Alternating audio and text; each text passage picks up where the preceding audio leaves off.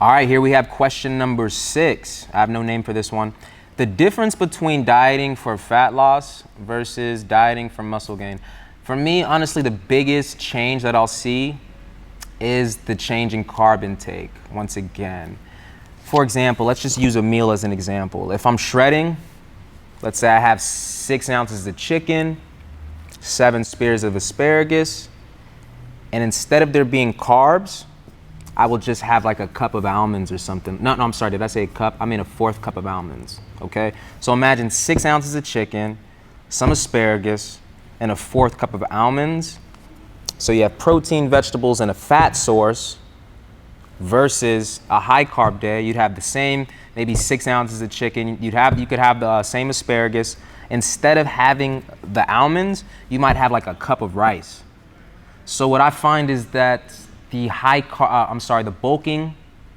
food for bulking has more carbs in it, and the food for shredding will typically have more fats in it.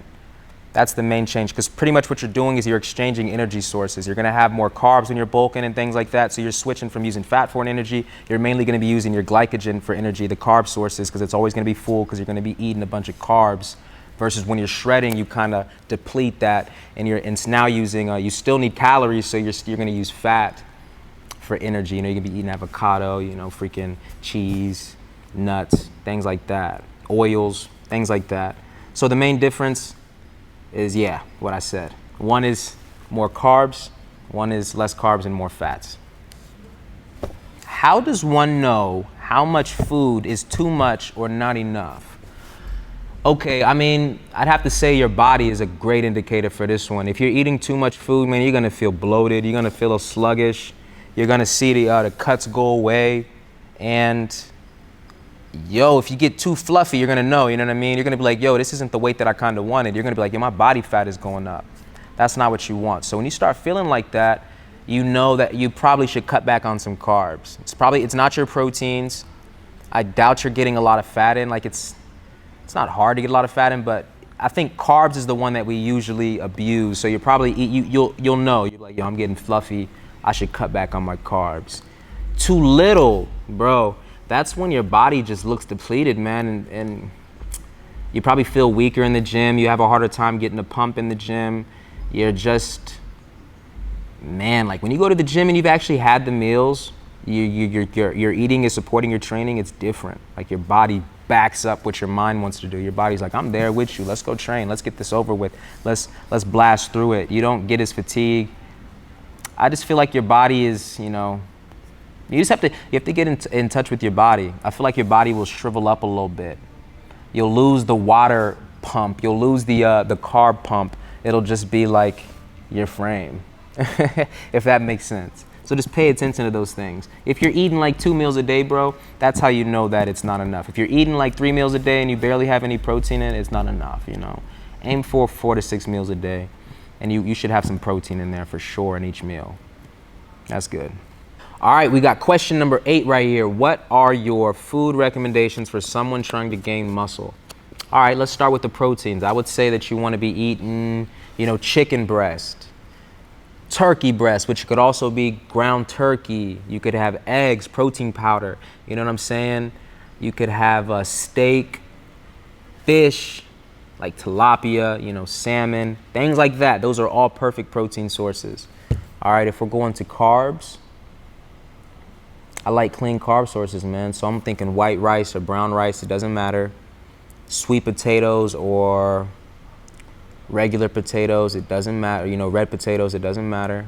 A lot of oatmeal I like, and I like a lot of fruit. I know that's another food group, but it's also a carb source, it's sugar.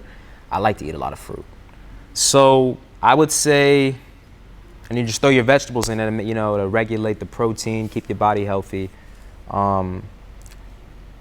I'd say, it's built around that. You build 6 meals around that. You can have 1 meal for, chicken, rice, your vegetable of choice. You could have eggs, oatmeal, a vegetable of choice with some fruit. You could have steak, potatoes, vegetable of choice. You see, you're just picking a protein source, you're picking a carb source, and you're making sure that you're in a surplus while doing so. Yeah.